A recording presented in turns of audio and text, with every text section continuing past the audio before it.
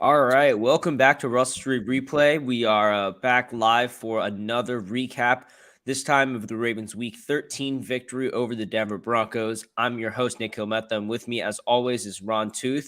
Ron, great to have you. It's good to see you again. It's good to be back, man. I'm kind of like the Ronnie Stanley of the podcast this year. I'm in for some weeks, and then some weeks I got stuff going on. I got to be out. I'm in, I'm out. But we're here this week, and it feels weird to call it a victory, even though it technically was. But yeah, we're gonna break it all down here. The slimmest of victories in so many ways. The big question this week: who won in fantasy football? Did you win in fantasy football this week, Ron? No, I didn't. I did Oh, not that's win. interesting because I played you, and if you didn't win, that must mean that I won this week in our fantasy football matchup. So I can't believe you surprised me with this without even running it by me before we went on air. My Lord. Yeah, how could I not? How could I not? Because if I told you about it, you wouldn't let me do it. But yeah, Rod and I had a good matchup. I took first place from him in our matchup, but we're 1-2, which is pretty good for our podcast crew in our fantasy football league. So we know our ish, man. Bigger question: what do you think are the next steps for the Ravens offense with Lamar Jackson out? It was reported today that he is a PCL sprain with a 1 to 3 week absence expected. It does not look like he's going to play this weekend against the Pittsburgh Steelers. What do you think? I guess it's kind of twofold. One, when do you think Lamar comes back? How do you think it's the full 3 weeks? Do you think the Ravens are really cautious with it? And two, how do you think the Ravens fare in the meantime? Well, first, I think it will be the full 3 weeks, and we were kind of discussing this a little bit before we came on. I'm trying to think of a scenario in my brain to where perhaps that Steelers game in week 17 doesn't really matter, or if it's a situation where either way we know heading into week 18 is going to be for the division, because Cincinnati's record inside the division right now is not very good. I believe it's 1-3, and we are what, 2-0, 3-0. Yeah, so I think the situation would basically be Cincy is we're tied with Cincy going into what is that, week 17, the Steelers game. I guess if they win and we lose, then the next week we can win, and then we'd be 2-0 against them, and then tied with their record, and we'd take the division.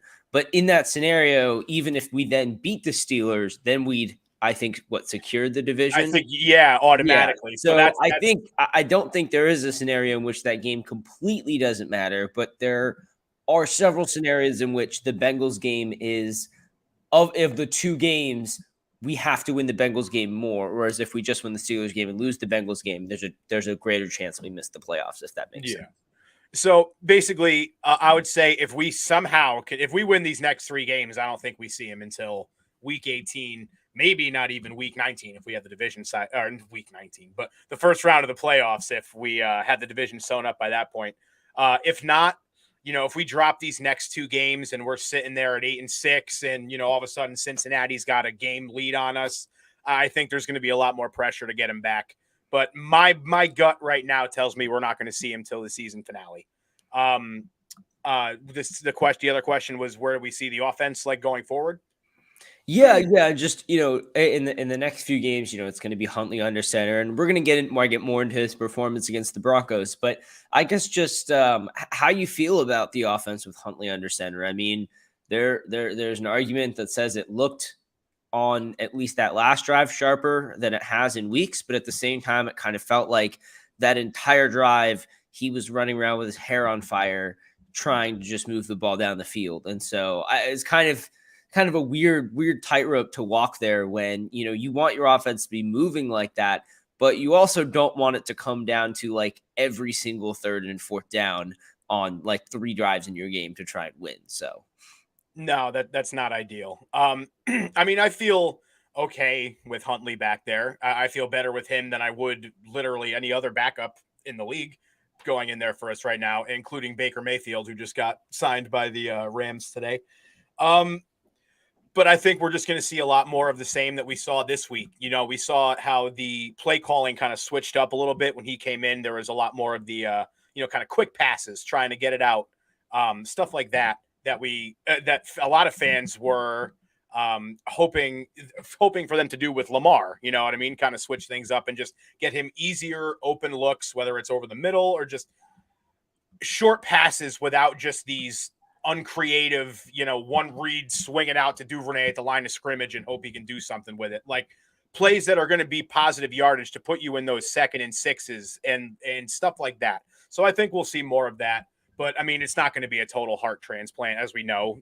There's so many similarities between Lamar and Huntley's games that you don't really have to upend your whole offense, thankfully, in this kind of situation. So basically, we'll see more of what we saw this week, and hopefully with some more preparation and the full week to kind of get it all together, it'll look a lot better than it did on the entirety of the game on Sunday, minus that one drive. Yeah. Yeah, and kind of going back to the game on Sunday, other than that one drive, it was, I mean, it was a 9-3 game, right? And of course, the Ravens have. I really thought, I wrote battle plans last week for RSReplay. I really thought that it was going to be a Justin Tucker game where he was hitting multiple, like 48, a 52, a 56 kind of yard field goals, and they could never even get close enough for him to like use that leg. Like he is such a big cheat code and advantage when your offense is struggling, because he can get you 3 points out of a drive consistently when, not many other players can do that. And so, there was one time where we were close, and then they decided to let James Prochet throw into quadruple coverage. But yeah, that too. I'm sure that will fall under one of our categories later. But yeah, I just think that that's also going to be something they're going to have to keep track of, because it's so hard when it's like, oh, 4th and 2, we can get this. Yes, you probably can, but okay, that, if you're at the 30-yard line, you still got to move the chains twice to get to the end zone. And do you really see the offense doing that versus risking not having a shot at the points at all? I do think that those calculations are going to have to change in Harbaugh's head in these games. I didn't really, have an issue with him, going for 2 points a couple of times and things like that last year with Huntley. But I do think that the field goal versus go for it on 4th down in some of these situations, it's going to have to change. And it's going to have to be more than just, I think we can get this. It is, okay, even if we get this, do I think our chances of converting again and reaching the end zone are actually higher than if we just go ahead and kick the field goal right here? So hoping that it's those nuances, those kind of 2nd and 3rd level strategies, like predicting outcomes, that I think are sometimes missing in Harbaugh's 4th down decisions. Sometimes feels like he goes with like not analytics. It's not even analytics. He goes with like the feel, the gut, and it's one the of the gut. Exactly. It's beyond that. It's not like analytics are screaming against it, but a lot of times it's fairly close. It's a toss up. It's plus or minus 1 win point percentage, which is significant enough to in a massive sample, sure, but in a one play kind of thing, he's going to go with his gut a lot of times, and I think his gut's going to they're going to have to try to find ways to hold him back, basically, from trying to. It's tough. You want to squeeze as many points out of any possession inside the other team's side of the field with Huntley under center, and you want to. It's pulling you in both directions. It's pulling you to get to the end zone. And it's pulling you to take the easy points.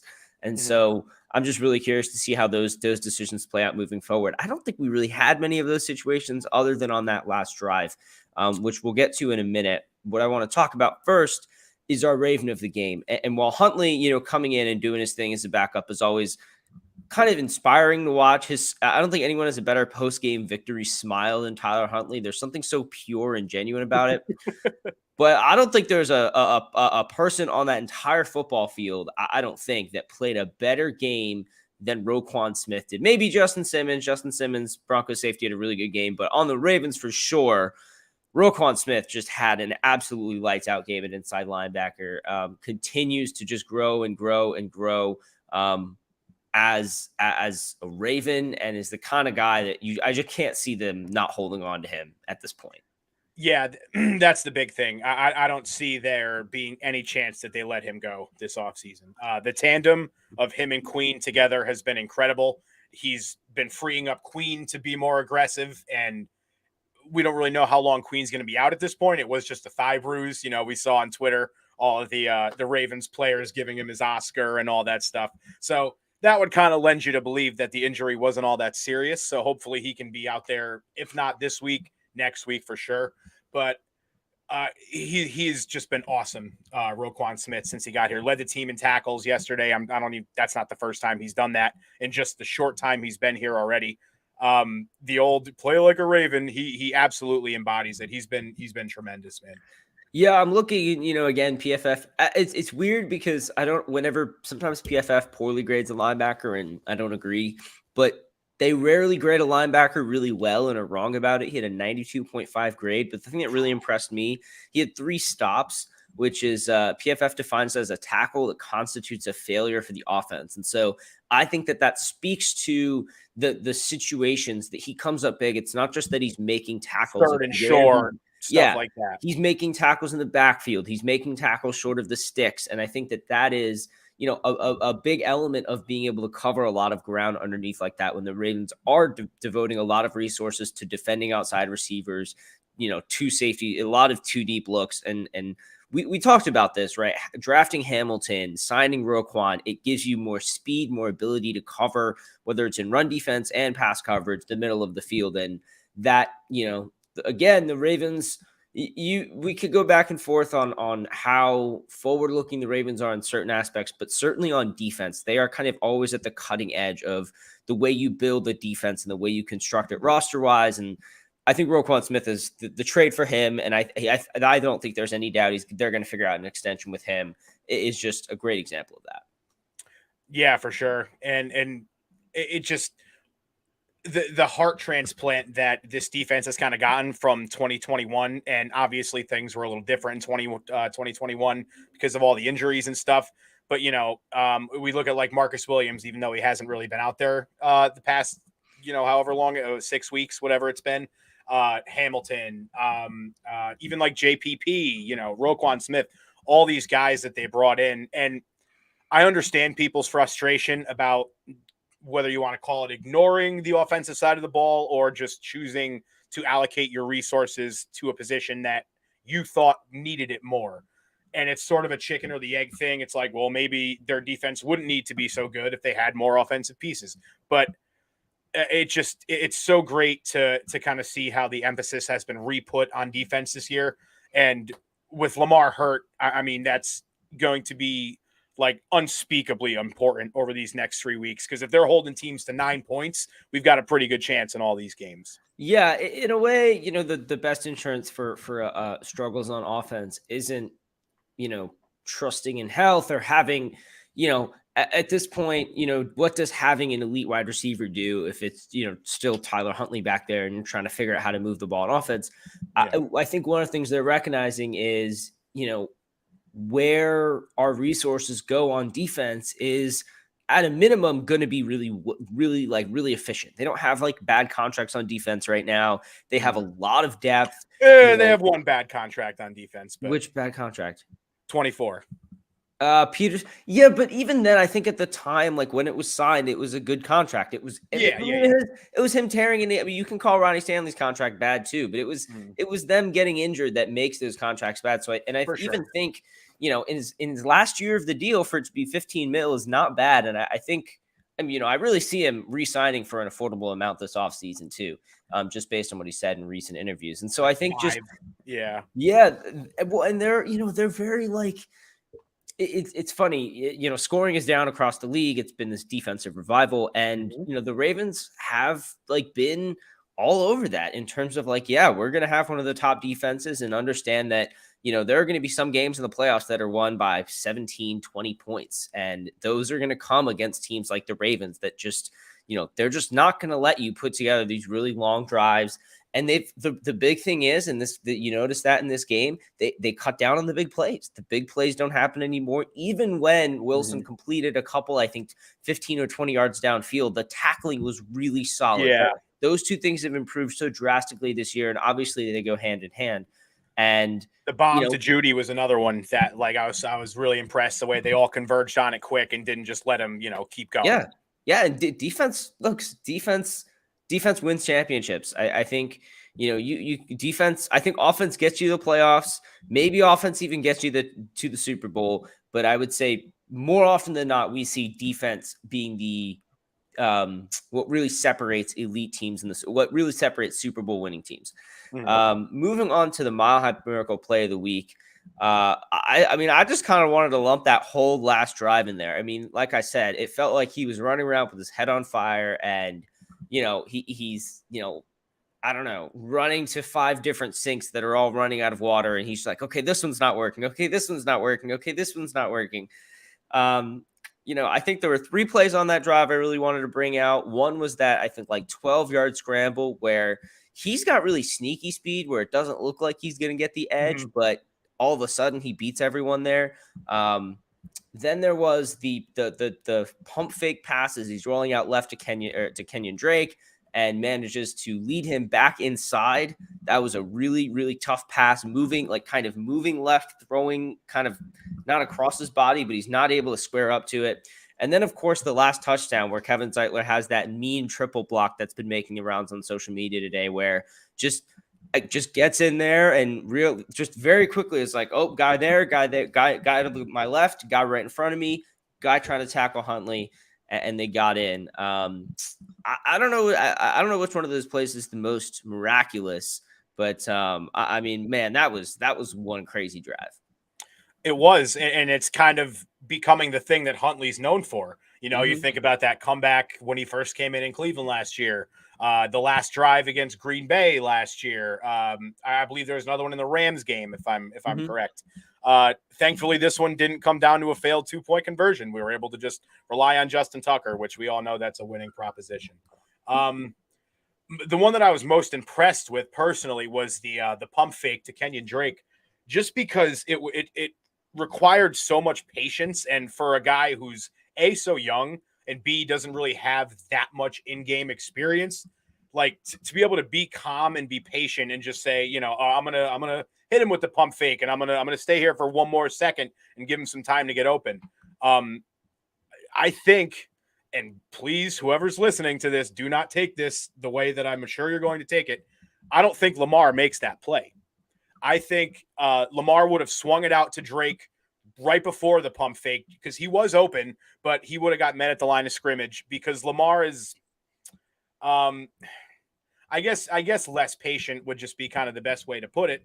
In the decision making, I would say. I almost think it's a product of Huntley's kind of like gamer, get it done, kind of get it to work kind of attitude. Well, Lamar's got that too. But I think Lamar lets the perfect be the enemy of the good very, very frequently. And I'm glad you brought up like this comparison, because I actually think, some people find comparing them and talking about it annoying, which I agree to a certain extent, but I actually think it's really useful to compare 2 quarterbacks who are really simple and understand.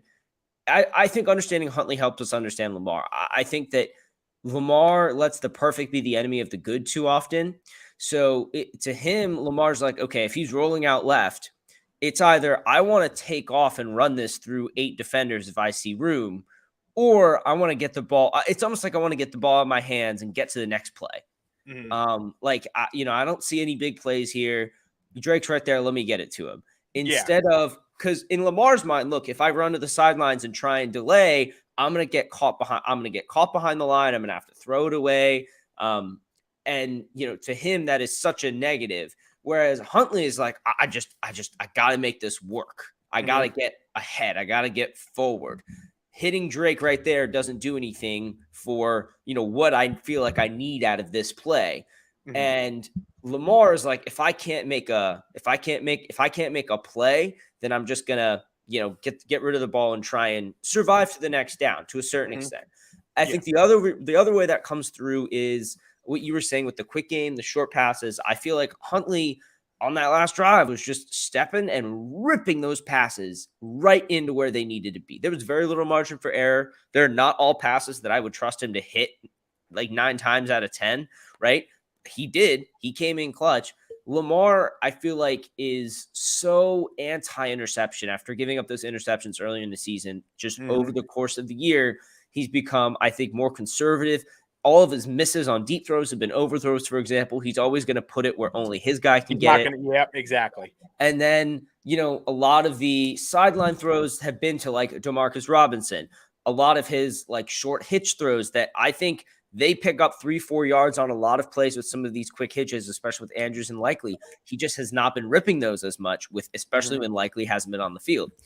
That was all a lot, basically, to say that, I think Huntley, to a certain extent, knows as a backup, he's just kind of flying by the seat of his pants and has to get whatever he can. Whereas Lamar is like, I'm Lamar freaking Jackson. I should be able to rip these defenses apart. I should be able to do all this. And I think really the error is he thinks he can do it every play. That's really where the trouble is. He thinks he can do these, amazing things every play, and he's capable of doing it every play. That doesn't mean it's going to happen every play. That was all kind of long-winded, but I think that's what I find interesting about these two quarterbacks on this team, which is they do a really good job of demonstrating these two very similar types of players, but very different approaches to playing quarterback. Yeah, I think you nailed it. Back to practice award. What things that need to get better? The Ravens' offensive line at pushing people out of the way. It keeps happening. It happened at the end of the season. Roman talked about fixing it, and then it got a lot better, and now it's just disappearing again. I don't know if this is because teams are getting too familiar with the run concepts. I'm sure the play call is getting predictable in certain ways. It's tough when Stanley's not out there, and they can't mix in more of the outside zone stuff that really, I think, really opens up this running game. I don't know, Ron. What do you think is a solution here? I don't think there is a solution outside of Ronnie Stanley coming back. I mean, they're 5-1 in games without him and 3-3, or 5-1 in games with him and 3-3 in games without him. Like that alone should, and I know that can be sort of a subjective stat, but when you look at a lot of these losses and, some of the hits that Lamar is taking, it can't be ignored just how important he is out there. Even if it's not just his play, but his presence alone and like his ability to sort of force everybody to communicate in a way. You mean, I'm not out there in the trenches with him, so I'm not sure what it is specifically or what's the dominant thing that he brings, whether it's the leadership or just him being really good, which we know he is. He didn't even give up a single sack this year, has he? I think he hasn't been credited. He hasn't been credited with one, but he did give up one. That one against the Bengals. But yeah. Well, I mean, we're talking about maybe one here. Exactly. So they're going to go as he goes. So hopefully we can get him back. But if he's not out there, and I try not to be too hard on Daniel Falele, just because, I mean, he's a right tackle. That's why we brought him here. We never brought him here to be the left tackle of this team. And he wasn't even the starter at doing that. He was very much brought in to be kind of a project. So while I'm a little bummed that he looked so bad on Sunday, I'm not ready to completely throw the towel in on him yet, but that was bad. That was very, very bad. So hopefully, we can get McCary and Ronnie back, if not this week, soon. But I think that's really the only way that this thing's going to get together. Yeah, and that's the thing with Falele. I also think that sometimes he has some of the sixth offensive lineman duties when McCary's not in, and that I think can also be kind of tough to pick up in this offense, especially. So I agree. I'm not sure there's a specific solution to it. It was just weird to have, your guys like, your Ben Powers, Linderbaum even wasn't that great in run blocking. That just, Powers has played quite well this season. It was just really weird to see him have such an off game. And so that's one of the other things that I'm sure we're going to talk a little bit about Greg Roman when we get to the head scratcher, so we can save some of that for them. But one of the things about Roman to me is you got to have a good run game at a minimum. Like if you're going to be Greg Roman, you have to at least give an offense a good run game. If you're going to not, have all of these other problems on offense and, whatnot, you have to at least be able to give us a decent run game. And the inconsistency this year is, I really think that to me is the final coup de grace on him being fired.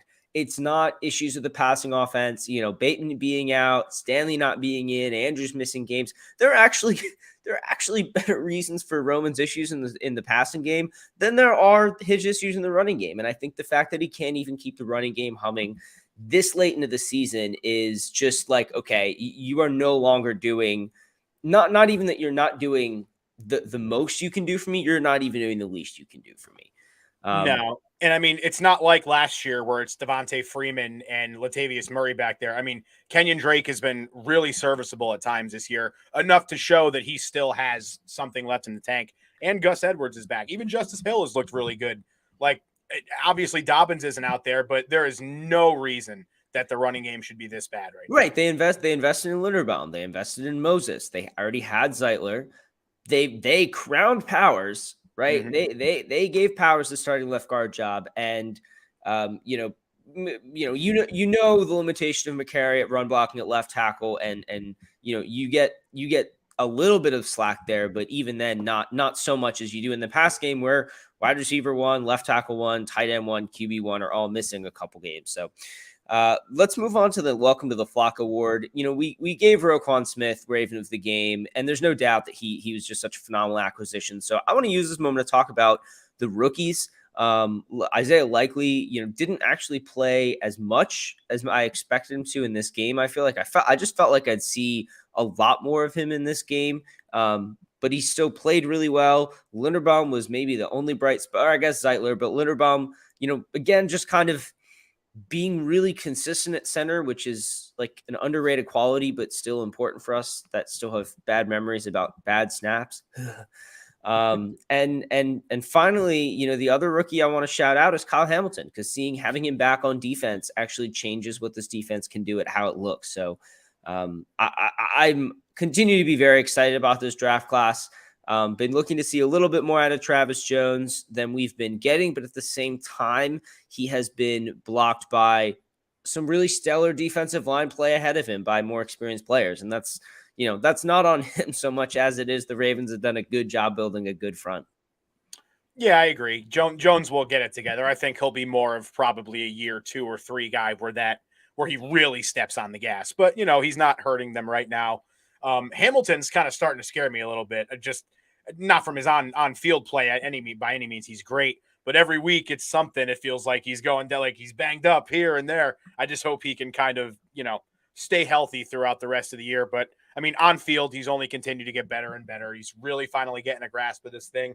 And he's showing that he's going to be one of the better safeties in this league, even as soon as, if not the end of this year, next year. Like, more than just, he's a great, good NFL safety. Like, he's going to be one of those guys where it's like, let's key in on him as offensive coordinators. Yeah. I think what having players like him, Marlon Roquan, Patrick Queen, Tyus Bowser, these guys who can tackle really well, who can blitz well, who can, who can at least hang in coverage with good players and different sets of players, running backs, tight ends. It's like positionless defense in basketball. The Ravens are kind of moving again, zigging where other teams are zagging. I think a lot of teams got kind of locked into the looking for slot corner archetypes, looking for, certain, I guess, like just straightforward edge rusher archetypes instead of more dynamic Sam linebackers like the Ravens have tried to get. And I just think that they are just trying to stay ahead of the curve in that respect. And defensively, I think they always have. It's just one of the things I have the most confidence about in the front office and the coaching staff is building this defense. And this draft is just the last 3 drafts have just been so big for building this defense. 2020 getting Washington out of BK, Queen, and I'm trying to think Queen, and I guess was also 2020. Last year has not been as successful, I would say, yet, and not many success out of that draft class. No, a lot of guys aren't. Yeah, the Sean Wades and a lot of injuries and stuff like that. Although I still ride for Brandon Stevens, should be playing safety. But you get riding, man. Keep riding. It's a lonely trip. You get to this year, you get Hamilton, you get Travis Jones, you get David Ojabo, who we haven't even gotten to see yet. So I'm hoping that he is the next guy we get to welcome to the flock, because him and Charlie Cole are the 2 guys that we really, really want to see out of this class. I mean, if not, dude, I don't know what we're doing. Why are they taking up spots on the 53-man roster? Like, how long ago did they activate the job? What? That's the only way they can practice. No, I know, but I'm saying, like, if they end, like when are we going to see them? Like, it's been what? It's been 3 weeks now for Ojabo, right? It has. I think December was kind of always the Ravens' target for him returning, no matter what he said about October, November. And Well, it's December.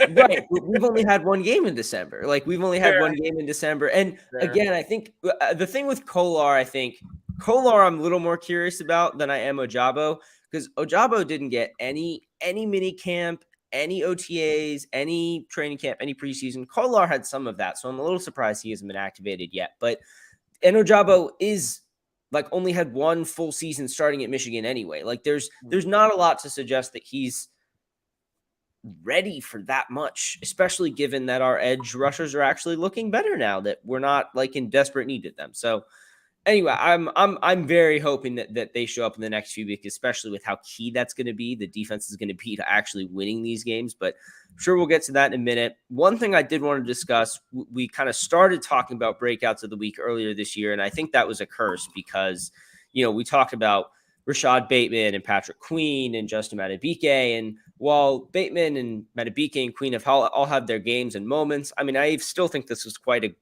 good game for Queen, and Madubuike certainly wasn't bad, but wasn't the game record we were hoping he is.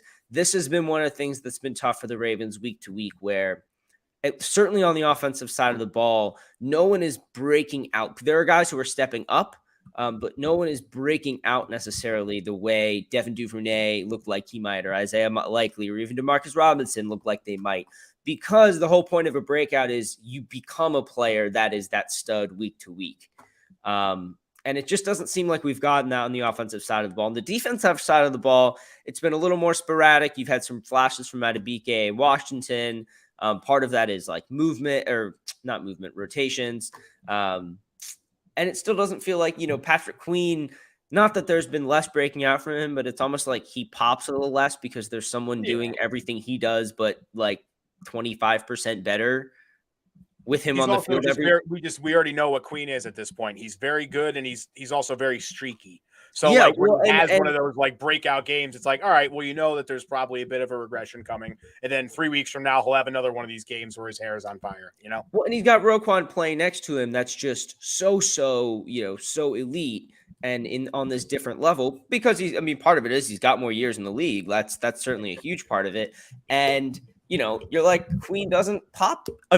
He still had a couple of highlight plays, but it's not like he's like dominating games. Although I will say him and Smith are basically playing the whole game together every snap, which is actually making this defense hum really, really well.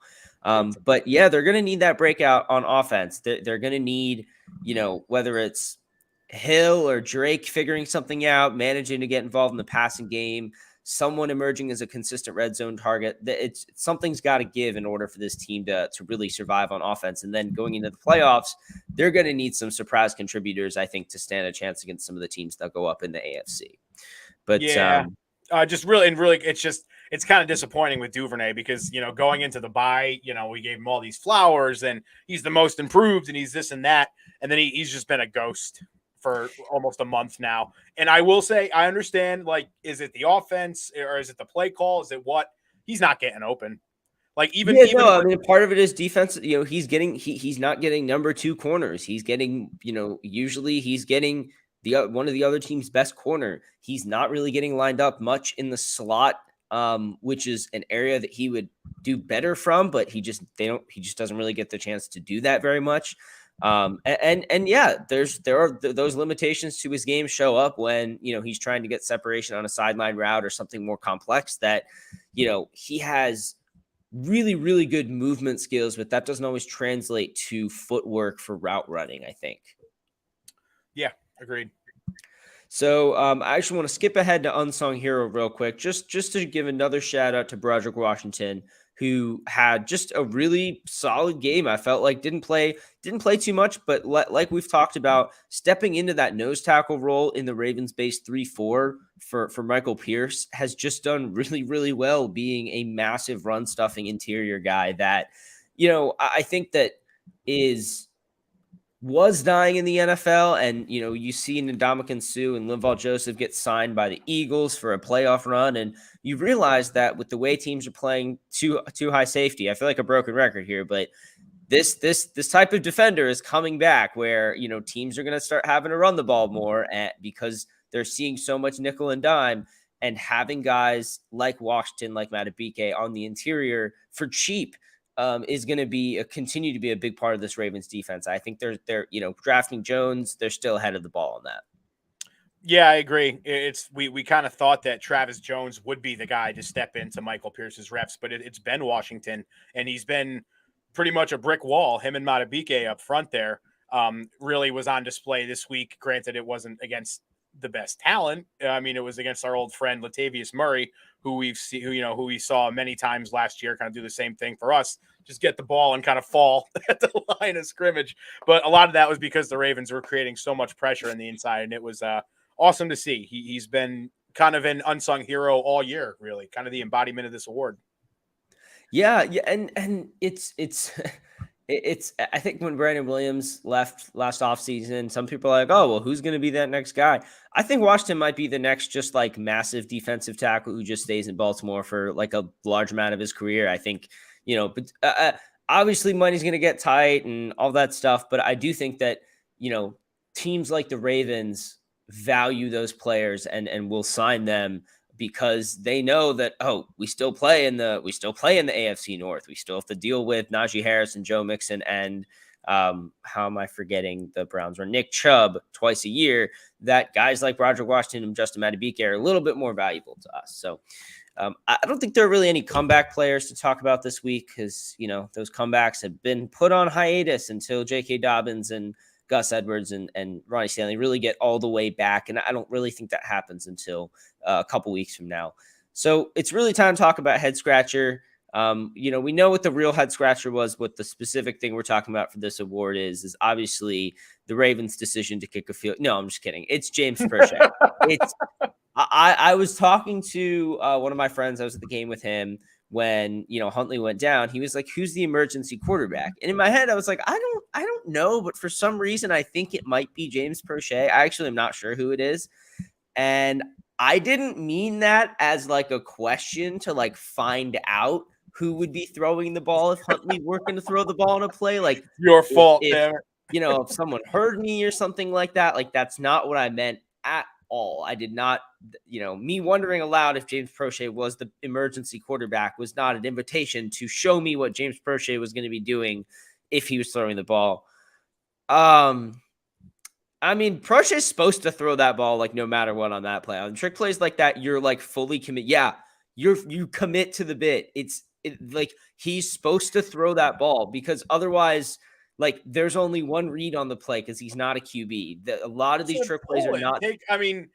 If it's a one-on-one or even if it's a double, but your guy's got to step, like maybe take a shot. Dude, there was 4 defenders. He was in the middle of a map, north, east, south, and west. Yeah, but he throws that to Likely or Andrews. I don't think that ball gets caught by anyone. I just think it's a scramble in the air for the ball. But I think the issue is, and this is why it's a head scratcher, and it's more on Roman. Not only are you having Proche try and make what would be a contested catch type throw. The Broncos weren't very fooled by this at all. The bigger issue is that you're targeting Kenyon Drake, who is not like an elite receiving running back or an especially big guy. Like it's those things that are like, okay, what are you doing? You're targeting Patrick Ricard on a wheel route and you're like, oh yeah, but the ball hit his hands and fell out. That's the whole point. The play worked perfectly up until the point where you had a player who is fundamentally a blocker trying to catch a ball. Same thing, a player who is fundamentally a ball carrier, not a contested catch guy, not big and tall, trying to catch a ball. And I think, to me, that was the epitome of the I'm getting desperate. I don't know how to run this offense. I don't know how to get yards. I understand Jackson was out, and so, there was a little bit of that, okay, QB1, MVP is out, but panicking, pressing the trick play button, like that's not a play anyone would even run in Madden. No one's running a play where their, 5th string wide receiver throws a bomb to their backup running back from the 40-yard line. Like that's not a play anyone is ever going to try.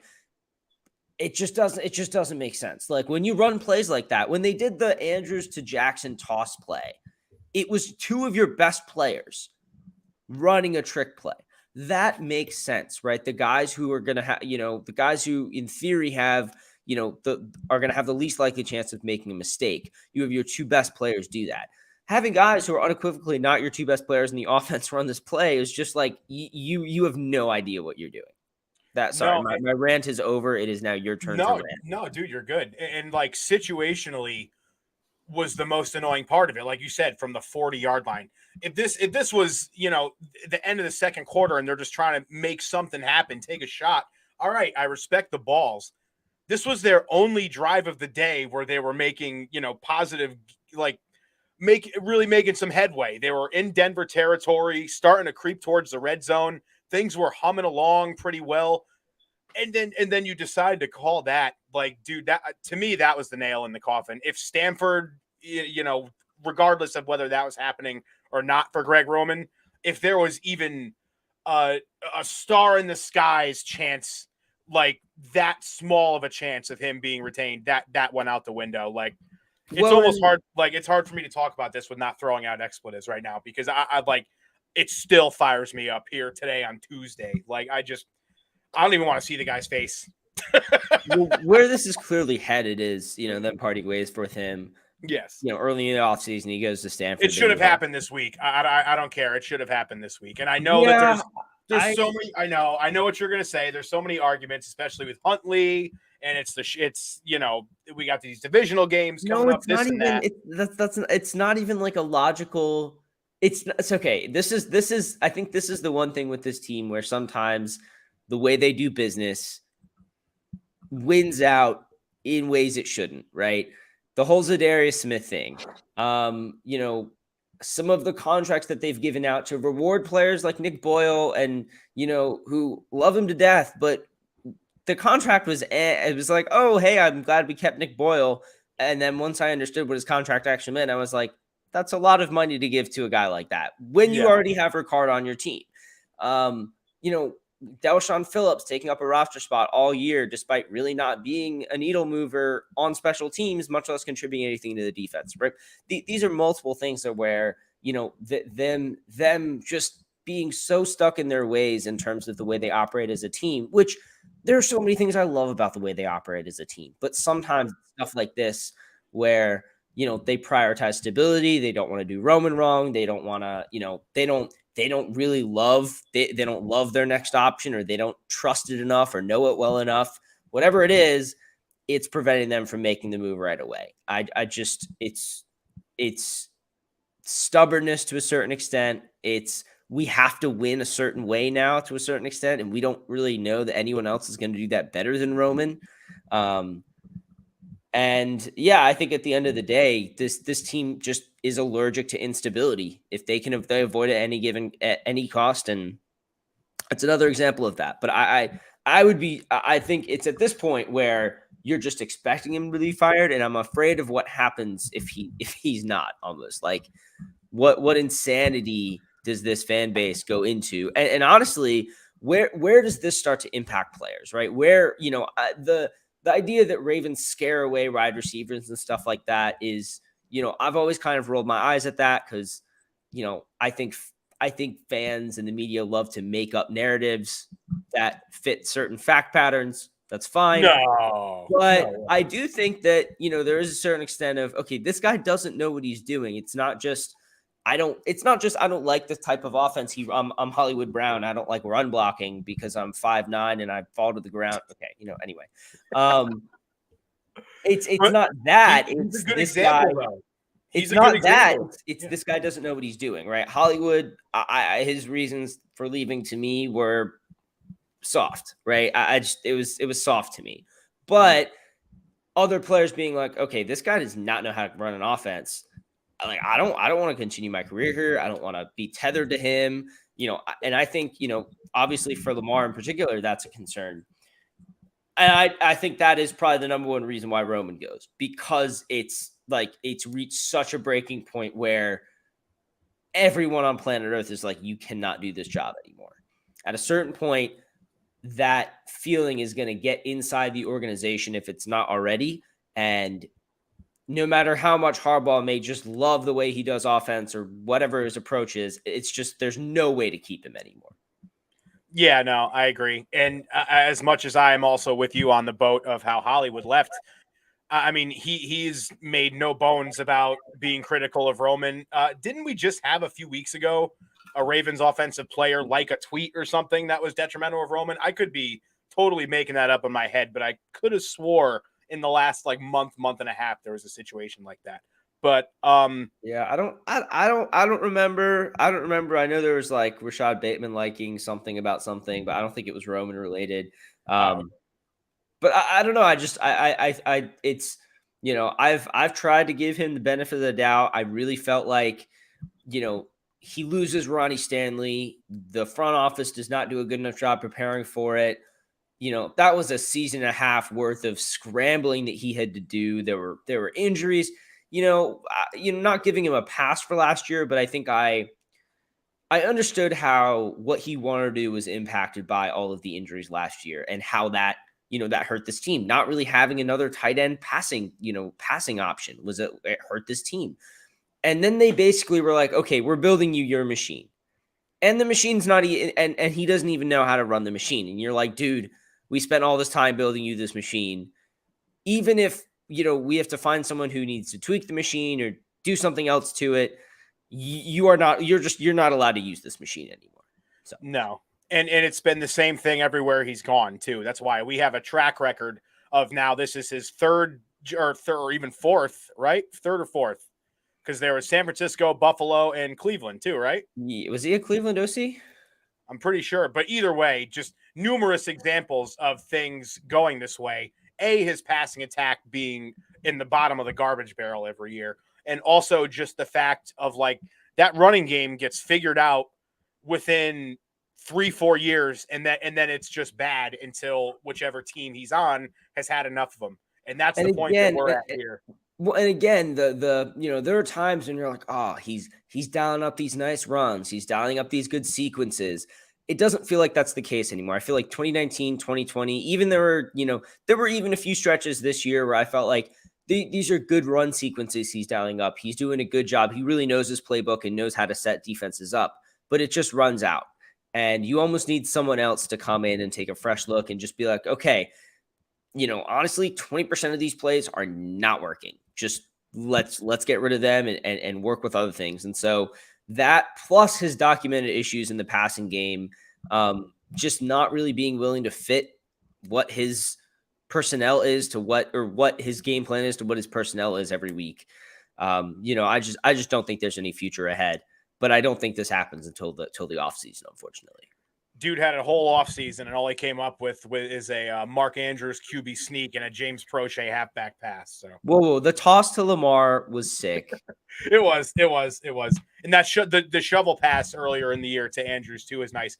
But like, where has that gone? Like even before Lamar got hurt in this game, like there were those wrinkles earlier in the year, and I don't know if it's like, oh, I want to save him for the playoffs or like what, but like. It has just looked optically so much less creative over the past month-ish than it has since, I don't know, what would you want to say? Maybe Cleveland or Tampa Bay, like one of those around that point? Yeah, I mean Tampa. So, and this is such like the tough thing about how to evaluate an offensive coordinator. Tampa Bay. There was a lot of execution issues in the first half of that game. And in the second half, he really called a good game and the players executed, right? What was the game where they came to like a few weeks ago, the last home game? Carolina. They came out and wasn't like every pass. No, it wasn't Carolina. Was it Jacksonville?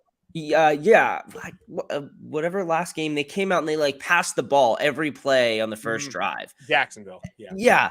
And like, and it happened early in the season, and there were like some of the plays like worked. Jackson missed a pass, the receiver had a drop, but I think at a certain point, it's the big picture stuff of the offense where it's just like this is just fundamentally not working and needs to be changed. So don't want to beat that horse too dead. Think it's already dead. Yeah, well, yeah, we just can't have the funeral yet. Looking ahead, we're going to Pittsburgh. Always one of the big games every year. Pittsburgh is, well, they've been Pittsburgh this year. They've been gritty. They've fought, but they don't have, the roster that should be competing with this team, which of course means that they'll put up a heck of a fight. How do you think this game goes? What do you think that are going to be some keys to this game? Well, I think it's going to be very similar to what we saw this week. It's going to be really ugly to watch. A classic sort of Ravens Steelers game. I guess something to really watch is just if the offense can actually find some rhythm to put up points. The fourth quarter really as a whole, but between that drive before the ridiculous James Prochet play call, that was a really good drive. And then the last drive, obviously, when they scored the touchdown, that should be enough to kind of build off of. And, they go through this whole week of practice. And the Steelers defense, while it's not what it's been, there's still some guys out there. So it's going to take, how do you, the best of your abilities, take TJ Watt out of this game or take Cam Hayward out of this game. Like, it's really going to, well, I guess really it'll all come down to the offensive line. Now that I'm kind of talking it all out in my head here, it's going to come down to whether or not they can even relatively block, because if we see a performance like we saw this week and against Carolina, I'm just going to be praying that Tyler Huntley makes it out of the game. Yeah. I mean, that's kind of be the deal. It's, Watt's going to be lining up opposite Morgan Moses. So to a certain extent, it doesn't matter as much in that case if Ronnie Stanley's back, because he's not going to get the chance to block TJ Watt too much. They do a really good job of getting TJ Watt against the other team's weakest tackle. Got to get those stats up somehow. And the thing I think for me is it's the Steelers. They're always going to bring that extra little bit of grit. This is kind of okay, Lamar's out. We have enough talent to beat this team.